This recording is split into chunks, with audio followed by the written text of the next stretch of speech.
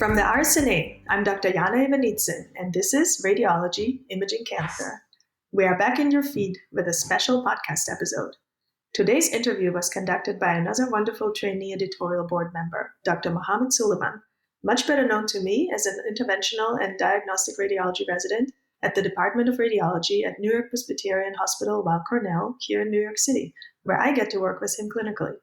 Mohamed interviewed Dr. Sungmin Woo, radiologist at Memorial Sloan Kettering Cancer Center, also in New York City, right across the street from us. Our radiology residents are fortunate to have the opportunity to rotate at MSKCC and learn from the stellar faculty there, including Dr. Woo. Mohamed interviewed Dr. Woo about a topic very dear to my own heart, mentorship in research. One of the main reasons I love my job is that I get to mentor bright and motivated medical students, residents, and fellows. Seeing them thrive and develop their passion for our field is wonderful. We all benefit from mentorship at every stage in our career. I know I am very lucky to have had and continue to have wonderful mentors. But what makes a good mentor? How does one find one? And how does one become one? Let's listen to this insightful interview where Dr. Mohamed Soliman and Dr. Sungmin Woo discuss these very questions. I hope you enjoy this podcast episode, and as always, we look forward to your feedback. Thank you for joining us today on another Radiology Imaging Cancer podcast as we talk with our guest, Dr. Sungmin Woo, on a very hot and dynamic topic, which is mentorship in research. My name is Mohamed Soliman, and I'm a second-year radiology resident at New York Presbyterian Cornell campus. Before we start, it is my honor to introduce our guest, Dr. Sungmin Woo, who's an assistant professor of radiology and serves as the director of genitourinary imaging at Memorial Sloan Kettering Cancer Center in New York City. Dr. Woo is a native of Seoul, South Korea, where he grew up and attended medical school at Seoul National University College of Medicine, where he earned both his MD and PhD degrees. Subsequently, Dr. Woo completed his radiology residency at SNU Hospital in 2015. 4 years later, in 2019, Dr. Woo moved to Memorial Sloan Kettering, initially as a fellow in oncologic imaging and subsequently as an attending radiologist. Dr. Woo has a strong interest and a track record in mentorship and research. He has been exceptionally prolific with over 100 published manuscripts and multiple active research grants, including a recently awarded NIH-funded R01 grant investigating the integration of imaging and circulating tumor DNA for response assessment in patients with cancers on targeted therapy.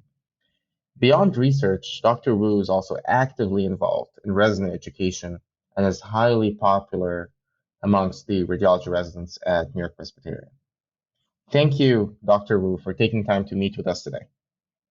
Thank you very much, Mohamed, for that thoughtful introduction. It's my pleasure to be here today to discuss such an important and personal topic for me. Thank you, Dr. Woo. So let's get started from the beginning. You have successfully mentored many students over the year. But prior to that, how were you able to identify your first research mentor? That's a good, very, very good first question to get us started with. For me, I got to say that I didn't really identify my first research mentor, but I simply was at the right place at the right time. So all at chance. So to be honest, I wasn't exactly the most academically and research inclined junior resident in the beginning. If I remember correctly, I just happened to be rotating in the abdominal radiology section, talking with one of the attendings who publishes a lot of studies, a lot of papers, high quantity and high quality. And he just had this really nice data on a prospective trial that deals with patients with hepatocellular carcinomas who received this novel technique for radiofrequency ablation. So the material was great. He knew what I needed to do as a resident who was interested or was willing to do some research. Because the material was great also, the story was very easy to tell in terms of paper, the writing of the manuscript. And to my luck, there really was no obstacle all the way to getting it published and in the Journal of Radiology. It felt really like a great experience, almost like fun, but not fun per se, more like solving a very difficult puzzle with that feeling of accomplishment. So to kind of summarize, the whole research experience to me came by kind of chance as a junior resident.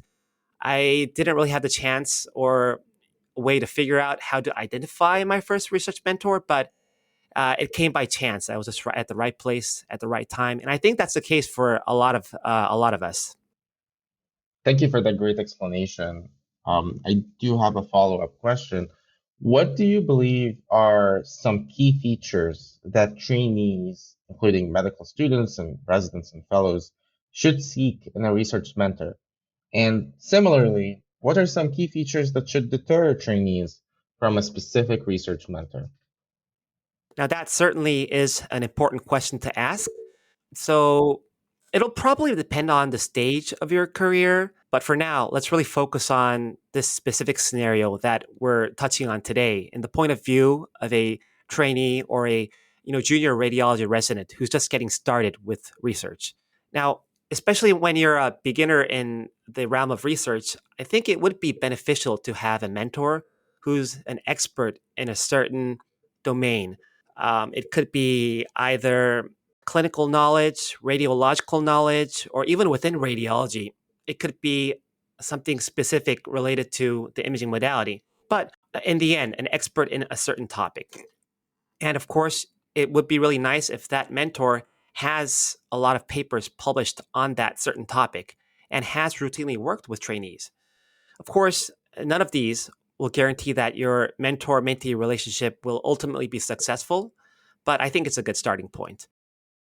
Also, I do recommend that if this mentor has worked with many trainees before, you should definitely ask the trainees that have worked with this mentor. Ask what the experience was like. Does he or she regularly meet with you, give constructive feedback, really guide you step by step? If you have any questions, send emails. Does the mentor respond in a timely fashion? And another very important aspect of this is, does the project that this mentee do with the mentor ultimately result in a publication? So I guess lack of all of these features or lack of many of these features would be something that should deter trainees. Thank you for that great explanation. I think you hit on a lot of great points there. And I feel like all these points would be very helpful for me as a trainee as well. So thank you for that. Now let's shift gears a little bit and talk about, as a mentor, what are some key features that you seek and features that you also tend to avoid in potential research mentees? So I'll be frank with you. I don't think you can avoid mentoring a trainee that does or doesn't have a certain feature. It's our job and calling per se to be a mentor in one way or another if you're a faculty attending or an equivalent. However, there surely are some features that would make the prospective mentee stand out. In my opinion, these features aren't something that are written in stone, but rather whether the research mentee has a good understanding about oneself. Let's say one's own ability, like skill sets or interest in a certain topic, a certain disease, certain body part, or a certain imaging modality, or an objective for pursuing research. Do you want it just for the taste of it, or do you want another line in your CV, etc.? For someone who's new to the realm of research, simple and small but meaningful tasks can be given to participate in a project.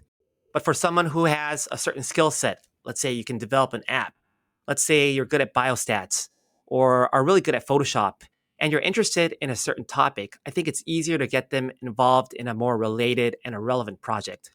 But if the objective is to expand one's portfolio, let's say you need another line in your CV and you want to do that, I would want to help putting you as a major author in a larger project. And I can surely get them involved in this as long as the timeline works and you have the certain skill set and you're willing to put in all the hard work. That's perfect. Thank you so much for that great answers.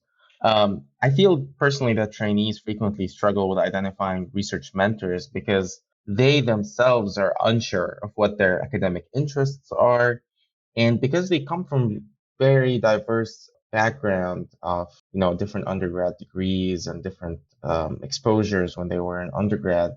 So people have different skill sets coming into medical school and as residents and fellows. And they also tend to be unsure of what the expectations are in terms of timeline. And this is also particularly difficult when a trainee is in med school or residency where the work hours are long and are often exhausting. In light of that, what do you think are some unique struggles that trainees face when wanting to pursue research initially, and what are some steps that a trainee can execute to effectively balance their academic and research requirements? I think you really hit the major point in terms of the obstacles that trainees face when conducting research. I do want to make one point clear and emphasize that this is my opinion and others may agree or disagree. But I think for one who's in a typical radiology residency program, so I'm not talking about a fellowship program, I'm not talking about some of those specific research oriented residency programs. So for the typical radiology resident, I still believe that clinical and educational responsibilities should come first. Being a good researcher and being prolific in research without a solid clinical background, I don't think that's ideal in the general sense. However, if you want to go the extra mile and get your hands dirty with research, even during your residency, I think whether you have the struggle or not and how you can solve that and how you can effectively balance the academic and research requirements, it comes back again to whether you have a good understanding about yourself, your ability, your interest, and your objective, and so on. If all that aligns, so what I mean by align is your ability, your interest, and objective aligns with what you know about yourself and what you want to do, I think you wouldn't really have a struggle, at least mentally. So, for example, you can't really expect to have a nice paper published, doing good research without putting the hard work. And that would be fine if you're not really inclined to do research. You want to do a lot of more clinical stuff. You're interested in a lot of other stuff than research. There's no struggle there. On the other hand, even if it's very time consuming, you have to do a lot of gut work on the weekends, weekday nights, and so on to do research. But if that's what we really want to do, in terms of that you're really interested in that topic, or you've already have a lot of abilities and skill sets to do so, meaning that you've kind of been interested in that already, or your objective is to really get a project out or add that line in your CV or whatever that is, I believe there's not going to be a struggle because it's all aligned with what you know, what you want, and what you're willing to do. These are all great points. Thank you so much for that. Now, let's switch gears a bit and talk about the transition from being a mentee to a mentor. How did that transition happen for you, and were there any surprises along the way? Well, sorry to disappoint you, Mohammed, but there unfortunately, or maybe fortunately for me, to be honest, there was no surprise. I mean, I don't think there's a transition per se, like when you graduate residency or fellowship and become an attending. I have now mentees that I, guide which tasks to do, how to do them better, how to write a paper better, and so on. But I still rely on a lot of advice from my mentors till now. So what I think might help the transition, or if there is such a transition, is having an intermediate stage of mentor-mentee relationship. Like, let me put this into context from based on my own experience. I started being actively involved in research since, let's say, the second year of radiology residency. So by the time I was in my fourth and final year, I think I had a pretty good understanding of the ins and outs of radiology research. I've done a lot of projects, I've published several papers. So I felt that I knew a lot about this process. And I was extremely fortunate that one of my mentors, who I've worked on several projects with, called me up and said, I want you to be a mini mentor. So your task would be to direct, kind of help out the beginning mentees, the real junior radiology residents, and check their work, see if they have any obstacles and try to find ways to solve those and have all those things further looked at before getting checked by the master mentor himself. I think this kind of gave me the opportunity to practice becoming a mentor before actually becoming one. So that really made my transition smooth. And I think if you have this opportunity, or if that opportunity is given to you by, let's say, a faculty or attending, you should definitely try doing this because it's going to really help you. It's going to be a great experience. These are all eye-opening points. Thank you so much for sharing them. And this is sort of a follow-up. You currently wear many hats within the Department of Radiology, and yet you're able to find the time to do one-on-one mentorship with multiple trainees. So my question is, how are you able to find sufficient time to do one-on-one mentoring given the above? And have you had to tailor your expectations from trainees? And if so, how? So I'm going to be honest with you, it's not easy. And I do feel guilty that I've not always been the perfect mentor for all of my mentees. But to answer your question, I think one way to mitigate this so-called lack of time is to tailor each mentorship session in terms of the way or the method, the time, and the content to what is relevant at each time point. Of course, at the beginning, I think there is a requirement to have a more in-depth discussion about the expectations and the timeline and so on. So it's ideal to spend a good amount of time in person in the beginning. But for later stages, I don't think you really have to meet in person each and every single time.